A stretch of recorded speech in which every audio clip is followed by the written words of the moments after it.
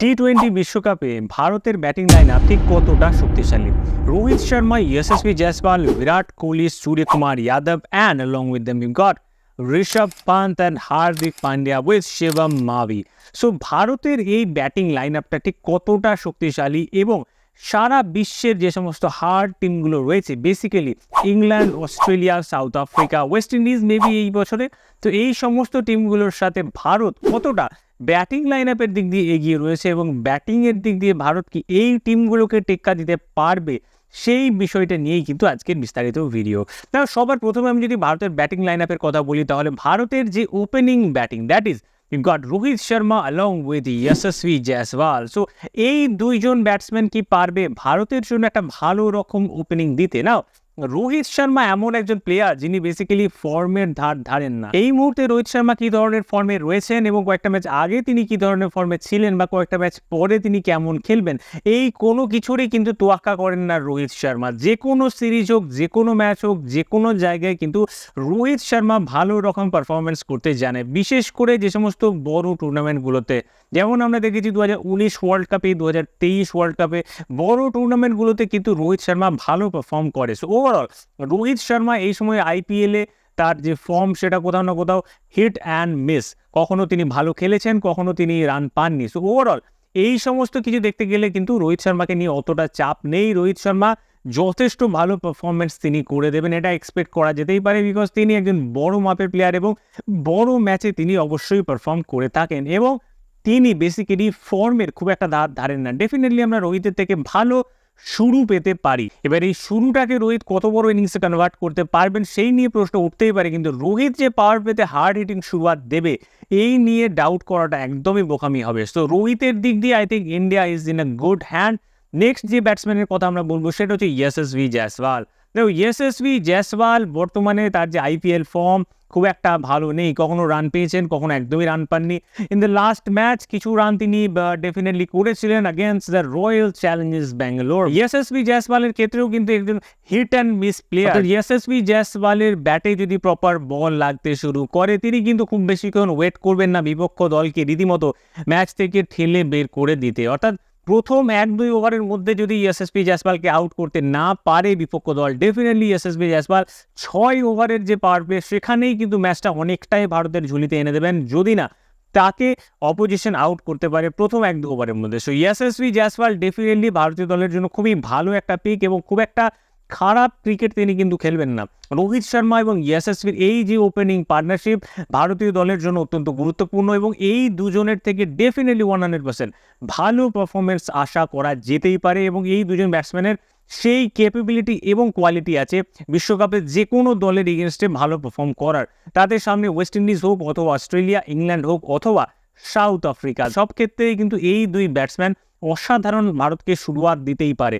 এবার ভারতীয় দলের নেক্সট যে ব্যাটসম্যানের কথা বলবো, that is none other than our very own Virat Kohli. এই মুহূর্তে ভারতীয় দলের সব থেকে বেশি ভালো ফর্মে যদি কোনো ব্যাটসম্যান থেকে থাকে, সেটা নান আদার দেন বিরাট কোহলি। আইপিএলে 700+ রানস তিনি স্কোর করেছেন অ্যান্ড ওভারঅল খুব ভালো ফর্মে রয়েছেন। ফিটনেসের দিক দিয়েও কিন্তু তিনি অসাধারণ জায়গায় রয়েছেন। সব দিক দিয়ে দেখতে গেলে বিরাট কোহলি ভারতীয় দলে একটা বিশাল বড় অ্যাডভান্টেজ এবং এই ওয়ার্ল্ড কাপটা বিরাট কোহলির জন্য ভীষণ স্পেশাল ওয়ার্ল্ড কাপ হতে চলেছে। 2016 সালে যে ধরনের ফর্ম আইপিএলে বিরাট কোহলির দেখা গিয়েছিল, তিনি সেই টাইপের ফর্মে রয়েছেন। সো ওভারঅল গত সিজনে অর্থাৎ 2022 ওয়ার্ল্ড কাপে যেভাবে তিনি পারফর্ম করেছিলেন, পাকিস্তানের এগেনস্টে যেভাবে তিনি ম্যাচ ফিনিশ করেছিলেন, এইবারে তো তিনি আবার অসাধারণ ফর্মেও রয়েছেন। সো বিরাট কোহলির জন্য এটা অত্যন্ত স্পেশাল হতে চলেছে ওয়ার্ল্ড কাপটা এবং ভারতীয় দলের জন্য এই ওয়ার্ল্ড কাপটাতে বিরাট কোহলি কিন্তু একদম অসাধারণ একজন ব্যাটসম্যান হিসেবে প্রুভ হবেন। So overall Rohit Sharma, Yashasvi and Virat Kohli, এই তিনটে ব্যাটসম্যান দুর্দান্ত ক্রিকেট খেলবে ওয়ার্ল্ড কাপে, এটা কিন্তু আমরা রীতিমতো ধরেই নিতে পারি। নেক্সট নাম্বার 4, দ্যাট ইজ আমাদের ভেরি ওন এবং টি-20 বর্তমানে ওয়ার্ল্ডের number 1 batsman, that is Suryakumar Yadav. So Suryakumar এই সময় কিন্তু অসাধারণ ফর্মে রয়েছে। আইপিএলেও তার হিট অ্যান্ড মিস চলেছে, but still as you know মুম্বাইয়ে তার কিছু প্রবলেমস ছিল এবং সূর্যকুমার যাদব কিন্তু একজন hit and miss player. Suryakumar প্রত্যেক ম্যাচে আপনাকে রান বানিয়ে দেবেন না। সূর্যকুমার কখনো কোনো ম্যাচে 20 বলে 50-60 করে দেবেন, আবার কখনো কোনো ম্যাচে তিনি 0 রানে 1 বলে আউট হয়ে ফিরে যাবেন। তো সূর্যকুমার যাদবের তরফ থেকে বিশেষ করে এই টাইপের যারা রেডিকুলাস হিটিং ব্যাটসম্যান যারা রয়েছে তাদের তরফ থেকে এই টাইপের ইনিংস কিন্তু আশা করা যেতে পারে। যেমন আমরা দেখেছি ট্র্যাভিস হেড আইপিএলে কোনো ম্যাচে 2 বলে 0, কোনো ম্যাচে আবার তিনি আউটস্ট্যান্ডিং খেলে দিচ্ছেন। তো সূর্যকুমার যাদবও কিন্তু আমাদের কাছে একদমই হিট অ্যান্ড মিস ব্যাটসম্যান। যদি তিনি চলেন আউটস্ট্যান্ডিং খেলে দেবেন, যদি না চলেন ডেফিনেটলি তখন বাকি ব্যাটসম্যানদের কিন্তু একটুখানি স্টেপ আপ করতে হবে। এই যে ভারতের টপ অর্ডার, রোহিত শর্মা, ইএসএসবি, Virat Kohli and along with them we got Suryakumar Yadav. So এই যে টপ 4 এটা কিন্তু অত্যন্ত পাওয়ারফুল এবং শক্তিশালী একটা ব্যাটিং লাইন আপ। এর পরের দিকে যে ব্যাটসম্যানগুলোকে রাখা হয়েছে বেসিক্যালি তাদের নিয়ে এখানে খুব বেশি ডিসকাস করার নেই, কারণ ভারতের সমস্ত ম্যাচ এই 4 জনকেই খেলতে হবে। এর পরের দিকে যে ব্যাটসম্যানদের নেওয়া হয়েছে তারা বেসিক্যালি হার্দিক পান্ডিয়া, যিনি এই মুহূর্তে একমাত্র ফর্মে নেই এক বিন্দু, তিনি ইন ফিউচার ফর্মে আসবেন কিনা এটার পিছনে একটা বড় সড়ো জিজ্ঞাসা চিহ্ন থেকে যাচ্ছে। ঋষভ পান্ত বরাবর টি-20 ক্রিকেটে একজন ফ্লপ ক্রিকেটার আন্তর্জাতিকে, সো এখানে তাকে অ্যাড করা হয়েছে টি-20 সাইডে। সঞ্জু স্যামসন ইজ দেয়ার, কাকে খেলানো হবে বা কতটা ইম্প্যাক্ট সে করতে পারবে এই জিনিসগুলো কিন্তু এখনো একটা প্রশ্ন চিহ্নের মাঝে রয়েছে। হার্দিক পান্ডিয়া, ঋষভ পান্ত, সঞ্জু স্যামসন এরা কতটা অপরচুনিটি পাবে ব্যাটিং করার, কতগুলো ওভার পাবে এবং কতটা তারা পারফরমেন্স করতে পারবে, এইগুলোর পিছনে যেমন জিজ্ঞাসা চিহ্ন রয়েছে, তার পাশাপাশি আইপিএলের অন্যতম ডেভাস্টেটিং ব্যাটসম্যান শিবম দুবে, যিনি আইপিএলের সেকেন্ড হাফটা একদম জঘন্যতম খেলেছেন, তিনি টি-20 ওয়ার্ল্ড কাপে গিয়ে কী ধরনের পারফরমেন্স করবেন সেটাও কিন্তু প্রশ্নচিহ্নের মধ্যে রয়েছে। কারণ অনেকেরই বক্তব্য শিবম দুবে আইপিএলে যে পারফরমেন্সটা করছেন আন্তর্জাতিক ক্রিকেটে সেইটা করা কিন্তু একটু কঠিন হতে পারে। শুধু তাই নয়, এখানে আরও একটা ইম্পর্টেন্ট ব্যাপার, সেটা হচ্ছে শিবম দুবে যদি হার্দিক পান্ডিয়ার দলে থাকে তাহলে সে কতটা জায়গা পাওয়ার এখানে সম্ভাবনা রয়েছে, এটাও কিন্তু একটা বড় প্রশ্ন। শিবম দুবে নো ডাউট একজন আউটস্ট্যান্ডিং প্লেয়ার, কিন্তু হার্দিক এবং দুবেকে একসাথে যদি টিম ইন্ডিয়াকে অ্যাডজাস্ট করতে হয় তাহলে একটা বোলার কম নিয়ে যেতে হবে এবং ভারতীয় দলের প্লেয়িং 11-এ সেক্ষেত্রে অ্যাডজাস্টমেন্টটা কী করে করা হবে এটা অত্যন্ত দেখার মতো বিষয়। বাট এই মুহূর্তে যেটা ব্যাপার, হার্দিক পান্ডিয়া তার সাথে শিবম দুবে বিন্দুমাত্র ফর্মে নেই। ঋষভ পান্ত তিনি মোটামুটি আইপিএলে হিট অ্যান্ড মিস চলেছেন, ভালো ভালো টিমের এগেনস্টে তাকে স্ট্রাগল করতে দেখা গেছে এবং রীতিমতো মোহিত শর্মার মতো বোলারদের তিনি কিন্তু একদম 4 ওভারে 74 রান পর্যন্ত নিয়ে ফেলেছেন। সো ওভারঅল নিচের দিকের ব্যাটসম্যানগুলো নিয়ে কিন্তু প্রশ্ন চিহ্ন থাকবে, কারণ এই জায়গাতে সঞ্জু স্যামসন, ঋষভ পান্ত, হার্দিক পান্ডিয়া, রবীন্দ্র জাদেজা এরা কিন্তু কোনোভাবেই ফিনিশার নয় এবং ভারতীয় দলে ফিনিশারের অভাব আদৌ দেখতে পাওয়া যাবে কিনা এটা একটা প্রশ্নচিহ্ন ডেফিনেটলি থাকছে। কিন্তু ভারতের যে টপ অর্ডার, এই টপ অর্ডার রোহিত শর্মা, ইএসএসবি জয়সওয়াল, তার সাথে বিরাট কোহলি এবং along with them we got Suryakumar Yadav, এই যে টপ 4 এই 4 জনই ব্যাটসম্যান কোথাও না কোথাও 12 থেকে 15 ওভার পর্যন্ত মোস্ট অফ দি ম্যাচেসে ব্যাটিং করবেন যদি না কোনো অঘটন ঘটে যায়, এবং সেই ক্ষেত্রে হার্দিক পান্ডিয়া বা সঞ্জু স্যামসনদের ব্যাটিংয়ে চান্স পাওয়ার যে ব্যাপারটা অনেকটাই কম, তাদেরকে কিন্তু খুব বেশি ওভার এখানে ব্যাটিং করতে হবে না।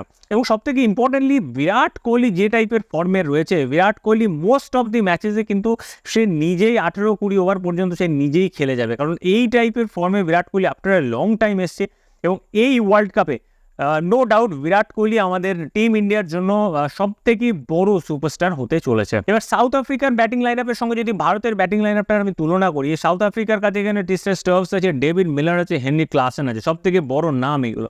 এবার এই নামগুলোর সঙ্গে যখন আমি ভারতের ব্যাটিং লাইন আপটার তুলনা করি সেই ক্ষেত্রে মোটামুটি আমি এটা বলতে পারবো না যে ভারত ওখানে গিয়ে কিন্তু খুব ইজিলি জিতে যাবে। দুটো টিম একদমই 50-50 টিম এবং দুটো টিমই কিন্তু রীতিমতো লড়াই করতে হবে একে অপরের এগেনস্টে জিততে হলে। সো এরকম কিছু নয় যে ভারত সাউথ আফ্রিকা থেকে অনেকটা এগিয়ে বা পিছিয়ে, একদম নেক টু নেক ইকুয়াল টিম। এবার অস্ট্রেলিয়ার কথা যদি বলা হয়, অস্ট্রেলিয়া বর্তমানে অসাধারণ ক্রিকেট তারা খেলেছে, ওডিআই ওয়ার্ল্ড কাপ জিতেছে, কিন্তু টি-20 ক্রিকেটে অস্ট্রেলিয়া কতটা শক্তিশালী দল না, অস্ট্রেলিয়ার কাছে সেই সমস্ত প্লেয়ারগুলো রয়েছে যারা একা হাতে ম্যাচ ঘুরিয়ে দিতে পারে এবং যাদেরকে সিচুয়েশন দিলে সেই সিচুয়েশন থেকে ম্যাচ ঘোরাতে পারে, যার মধ্যে অন্যতম ম্যাথিউ ওয়েডকে যদি সিচুয়েশন দেওয়া হয় 4 ওভারে 50, 60, 70 রান দেওয়ার, 10 বারের মধ্যে ম্যাথিউ ওয়েড 6 বারই কিন্তু সেই ম্যাচটাকে বের করে দিয়ে যাবেন, যেটা ভারতের কাছে কিন্তু নেই। ভারতের কাছে এই ফিনিশার নেই যে 4 ওভারে 60-70 রান বের করে দিয়ে যাবে, যদি না সেখানে আগে থেকেই বিরাট কোহলি, রোহিত শর্মারা কেউ সেখানে পিচের মধ্যে ব্যাটিং করতে থাকেন। সো সেই জায়গাতে আমার মনে হচ্ছে অস্ট্রেলিয়ার থেকে ভারত সামান্যটুকু পিছিয়ে রয়েছে, ফিনিশারটা কিন্তু ভারতীয় দলের কাছে নেই। ওভারঅল অস্ট্রেলিয়ার যে টিম, এখানে কিন্তু মার্কাস স্টয়নিসও রয়েছে যে একটা খুব ভালো ফিনিশিংয়ের জায়গাটা কিন্তু দেখাশোনা করতে পারে। গ্লেন ম্যাক্সওয়েল একদমই ফর্মে নেই, অস্ট্রেলিয়ান জার্সিতে যে ফর্মে আসবে কি না এটা নিয়ে প্রশ্নচিহ্ন থাকছে। প্যাট কামিন্স তিনি অসাধারণ ক্যাপ্টেন্সি করছেন লাগাতার, সো দেখা যেতেই পারে যে অস্ট্রেলিয়া একটা ভালো টিম এবং তাদের তরফ থেকে ভালো পারফরমেন্স আসতেই পারে। মিচেল স্টার্ক মেবি ওয়ার্ল্ড কাপে ভালো পারফরমেন্সই করবে অ্যালং উইথ গ্লেন ম্যাক্সওয়েল। তো অস্ট্রেলিয়া মোটামুটি একটা ভালো টিম এবং এই মুহূর্তে যা পরিস্থিতি অস্ট্রেলিয়ার কাছে যে ধরনের ফিনিশার রয়েছে, ভারতীয় দল অস্ট্রেলিয়ার থেকে সামান্য একটু কিন্তু পিছিয়ে রয়েছে। অস্ট্রেলিয়াকে আমি যদি 100-র মধ্যে 52% অস্ট্রেলিয়া পাই, তো 48% হবে কিন্তু টিম ইন্ডিয়া। সামান্য একটু অস্ট্রেলিয়ার থেকে আমার মনে হচ্ছে ভারতের ব্যাটিং লাইন আপটা একটু পিছিয়ে রয়েছে। আপনার কি মনে হয় অবশ্যই কমেন্ট করে জানাবেন। পরবর্তী যে দলটা এখানে রয়েছে ভারতের সামনে অত্যন্ত টাইট একটা দল হতে পারে, সেটা হচ্ছে অবভিয়াসলি ওয়েস্ট ইন্ডিজ। নিজেদের ঘরের মাঠে খেলা হচ্ছে এবং ওয়েস্ট ইন্ডিজ অ্যাগেন খুব ভালো একটা দল সাজিয়েছে। আন্দ্রে রাসেল, রবম্যান পাওয়েল এবং সমস্ত হার্ড হিটার যারা আছে সবাইকে দলে নিয়ে তারা একটা টিম বানিয়েছে এবং সবথেকে ইম্পর্টেন্টলি তাদের ঘরের মাঠে খেলা হচ্ছে, যেখানের কন্ডিশন তাদের খুব ভালো জানা আছে। সো ওয়েস্ট ইন্ডিজের সঙ্গে ভারতের যদি আমি তুলনা করি, অবশ্যই ওয়েস্ট ইন্ডিজ এখানে ভারতের থেকে বেশ কিছুটা পিছিয়ে রয়েছে। যত ভালোই তাদের কাছে হার্ড হিটার থাকুক না কেন, ভারতের থেকে ওয়েস্ট ইন্ডিজ বেশ কিছুটা পিছিয়ে রয়েছে। এবং আরও একটা ইম্পর্টেন্ট দলের কথা আমি যদি বলি, সেটা অবভিয়াসলি ইংল্যান্ড হবে।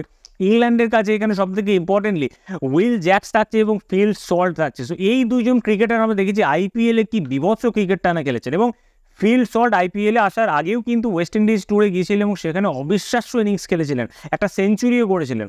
সো ওভারঅল ইংল্যান্ড টিমও কিন্তু ভারতের থেকে খুব একটা পিছিয়ে নেই। ইংল্যান্ড এবং ভারতের মধ্যে আমি যদি দেখি ব্যাটিং লাইন আপের তুলনা করি, ডেফিনেটলি টিম ইন্ডিয়া এখানে কোথাও না কোথাও 51% হবে এবং 49% হবে ইংল্যান্ডের দল। পুরো আলোচনাটাই কিন্তু ভারতের ব্যাটিং লাইন আপ কতটা শক্তিশালী তার উপর বেস করে। দল হিসেবে কোন দলের সঙ্গে কোন দলের কতটা জায়গায় ডিফারেন্স রয়েছে সেটা নিয়ে কিন্তু আমরা আলোচনা করছি না। It's all about the batting line up, যে ইন্ডিয়ার যে ব্যাটিং লাইন আপ আছে সেটা বাকি দলগুলোর সাথে ঠিক কতটা এখানে লড়াই করার মতো ক্ষমতা রাখে। এবং এছাড়া যে বাকি দলগুলো রইল লাইক পাকিস্তান অথবা বাকি যে দলগুলো, এই দলগুলো আই ডোন্ট থিঙ্ক ভারতের সাথে সেইভাবে কোয়ালিটিতে কোনো জায়গাতে আসছে। বাট স্টিল পাকিস্তান এবং ভারতের ম্যাচ হলে একটা হার্ড হিটিং ম্যাচ হবে, বিকজ এখানে ইটস নট অ্যাবাউট যে কার কাছে ভালো প্লেয়ার আছে, কার কাছে ফর্ম আছে। ভারত পাকিস্তান খেলা হলে ইটস অল অ্যাবাউট নার্ভস, কে কত ভালো নিজের নার্ভটাকে কন্ট্রোল করে খেলতে পারবে। এবং ভারত পাকিস্তান ম্যাচ হচ্ছে এটা ভুলে গিয়ে একটা ফোকাস করে পারফরমেন্স দিতে পারবে, সেই দলটাই কিন্তু এখানে জিতে বেরিয়ে যাবে। তো ভারত পাকিস্তান ম্যাচটা এরকমই হবে। আদারওয়াইজ পাকিস্তান কোনোভাবেই ভারতের ব্যাটিং লাইন আপের আশেপাশে নেই।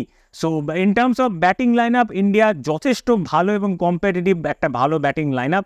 ভারতকে কড়া টক্কর যদি কেউ দিতে পারে সেটা I think Australia, because of the fact যে অস্ট্রেলিয়ার কাছে খুব ভালো ফিনিশার আছে যারা যে কোনো জায়গা থেকে ম্যাচ টেনে বের করে নিয়ে যেতে পারে, যেটা ম্যাথিউ ওয়েড কিন্তু আগেও করে দেখিয়েছে, লাগাতার কিন্তু সে করতে থাকছে। ভারতীয় দলের ব্যাটিং লাইন আপের যদি আমরা অ্যানালিসিস করি, তাহলে এই বিষয়টি সামনে আসছে যে ভারতের টপ অর্ডার খুবই হেভি এবং ভারতের যে সমস্ত ফিনিশাররা রয়েছে এখানে বেসিক্যালি হার্দিক পান্ডিয়া, জাদেজা, এদের সামান্য একটু কিন্তু ব্যাটিং কন্ট্রিবিউশন করতে হবে, কারণ আদারওয়াইজ বাকি টিমগুলো ওই জায়গাটাই কিন্তু ক্যাপচার করতে চাইবে। কারণ টপ 4 ভারতের যে 20 ওভার পর্যন্ত খেলে যাবে এটা আপনি এক্সপেক্ট করেন, আপনি এক্সপেক্ট করেন অ্যাটলিস্ট 15 থেকে 16-17 ওভার পর্যন্ত খেলবে। তো সেই জায়গায় বাকি ব্যাটসম্যানদের একটুখানি কিন্তু স্টেপ আপ করতে হবে এবং ভালো পারফরমেন্স দিতে হবে। Now Hardik Pandya as a player হিসেবে খারাপ নয়, বাট তার বর্তমানে ফর্ম একদমই খারাপ। হার্দিক পান্ডিয়া এখানে যদি প্রপার পারফরমেন্স করতে পারে তাহলে কিন্তু ভারতের যে টিম এটা কিন্তু খুবই হার্ড হিটিং সাইড হয়ে যাবে এবং অস্ট্রেলিয়াকে বিট করে দেবে।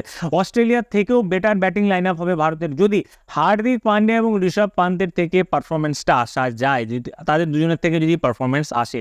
আদারওয়াইজ এই দুজনের থেকে যদি পারফরমেন্স না আসে, এই দুজন যদি রানার বল খেলেন শেষের দিকে এসে, তাহলে অস্ট্রেলিয়া কিন্তু ভারতের থেকে বেশ কিছুটা এগিয়ে যাবে। সমস্ত দলের এই ব্যাটিং অ্যানালিসিস নিয়ে আপনার কি মনে হয় ভারতীয় দলের থেকে কি বাকি দলগুলো কোনটা কতটা এগিয়ে বা কোনটা কতটা পিছিয়ে, অবশ্যই সেটা কমেন্ট করে জানাবেন। এবং ভিডিওতে বিন্দুমাত্র কোথাও যদি একটু ভুল হয়ে থাকে নিশ্চয়ই কমেন্ট করে জানাবেন যে এই জায়গাতে এই জিনিসটা হলে হয়তো আরেকটু বেটার হতো। আমি ডেফিনেটলি আপনার কমেন্টে রিপ্লাই করবো।